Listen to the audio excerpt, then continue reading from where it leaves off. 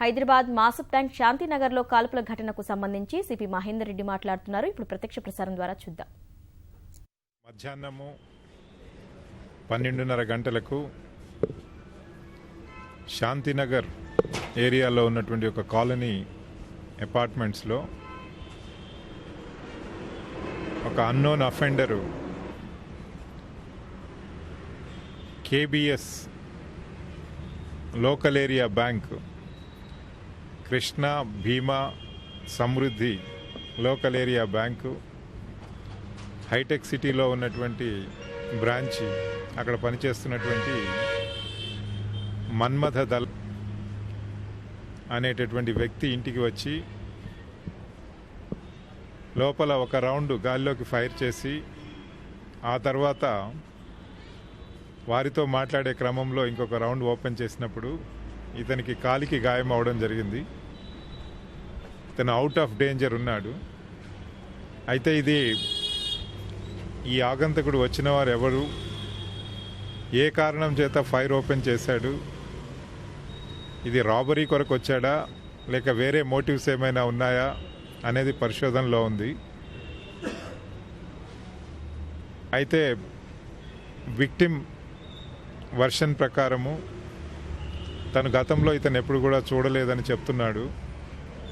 అతను తెలుగులో మాట్లాడాడు, ఇంగ్లీష్లో మాట్లాడాడు, బ్రోకెన్ హిందీలో మాట్లాడాడు.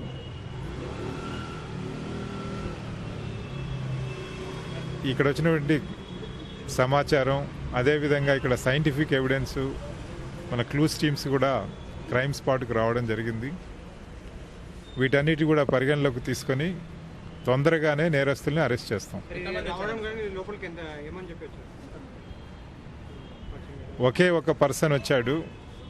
కింద వాచ్మెన్తో అతను మాట్లాడినప్పుడు కూడా ఇట్లా బ్యాంకు అధికారిని కలవాలి అని అతను చెప్పడం జరిగింది. అప్పుడు వాచ్మెన్ ఇంటర్కామ్లో ఈ యజమానితో మాట్లాడిన తర్వాతనే ఫోన్లో ఇట్లా మీ బ్యాంక్ నుంచి ఎంప్లాయీ వచ్చారు కలుస్తారంటే పైకి రమ్మని చెప్పడం జరిగింది. అతను వాచ్మెన్ కూడా అతను వెంట వెళ్ళి ఇతను ఫ్లాట్ వరకు తీసుకెళ్ళి ఇతనితో కల్పించి అతను వాపసు వచ్చాడు. తదనంతరం వీళ్ళ సంభాషణలో భాగంగా అతను ఫైర్ ఓపెన్ చేయడం, ఆ తర్వాత ఇతనికి ఇంజ్యూరీ అయిన తర్వాత అతను పారిపోవడం జరిగింది. అయితే ఇంజ్యూర్డ్ కంప్లీట్గా అవుట్ ఆఫ్ డేంజరు. ఇక్కడ మనకి ఇప్పటివరకు తెలుస్తున్నటువంటి సమాచారం ప్రకారము మోటివ్ రాబరీ అయినా ఉండొచ్చు, లేదా వేరే కారణాలు ఏదైనా ఉండొచ్చు. కాకపోతే ఎప్పుడైతే ఇతని కాలికి గాయమైందో అతను పారిపోయాడు. అన్ని పరిస్థితులను కూడా పరిగణలోకి తీసుకొని ఇక్కడ సైంటిఫిక్ ఎవిడెన్స్ తోటి క్లూస్ టీమ్ సహాయంతో మన DCP west zone, DCP task force, additional DCP task force వీరందరి బృందాలు కూడా ఈ ఇన్వెస్టిగేషన్లో ఇన్వాల్వ్ అయినవి. అతి త్వరలోనే నేరస్తుల్ని ఐడెంటిఫై చేసి వాళ్ళని అరెస్ట్ చేయడం జరుగుతుంది. అయితే ఈ సంభాషణలో ఇటు వాచ్మెన్తో మాట్లాడిన విధానం, తర్వాత ఇంటర్కామ్లో వైఫ్తో మాట్లాడిన విధానం, ఆ తర్వాత ఇతని యజమానితో మాట్లాడినవన్నీ కూడా చూసినప్పుడు మనం ఇంకా మోటివ్ ఫలానా అనేది మనం ఇంకా ఒక నిర్ణయానికి ఇంకా రాలేకపోతున్నాం. రాబరీ కూడా డెఫినెట్గా అయితే అయి ఉండొచ్చు కూడా, మనం ఇప్పుడే రూల్ అవుట్ చేయడానికి లేదు. అది ఇనీషియల్గా అలా తను తీసుకున్నప్పటికీ కూడా మీరు ఐడెంటిటీ కార్డు చూపించమన్నప్పుడు అతను ఫంబుల్ అయిపోయి అలా కాదు అని చెప్పాడు అన్నట్లు. తను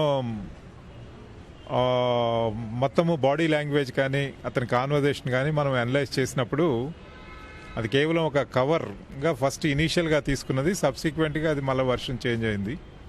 సో కాబట్టి ఇప్పుడే మనము ఒక నిర్ధారణకు రాకుండా మోటివ్ ఏంటి, ఎవరు చేస్తుంటారు, గతంలో పరిచయమైన వ్యక్తి, బ్యాంకు రిలేషన్స్, బ్యాంకు ట్రాన్సాక్షన్స్కు సంబంధించిన విషయంలో వచ్చాడా, లేక ఒక కంప్లీట్గా అన్నోన్ పర్సనా, ఈ బ్యాంక్ ఎంప్లాయీస్ ద్వారా ఎవరి ద్వారానైనా వచ్చి ఉండొచ్చా, ఈ అన్ని విషయాలు కూడా పరిగణలోకి తీసుకొని డెఫినెట్గా కేసును తొందరగానే మనం డిటెక్ట్ చేయడం జరుగుతుంది.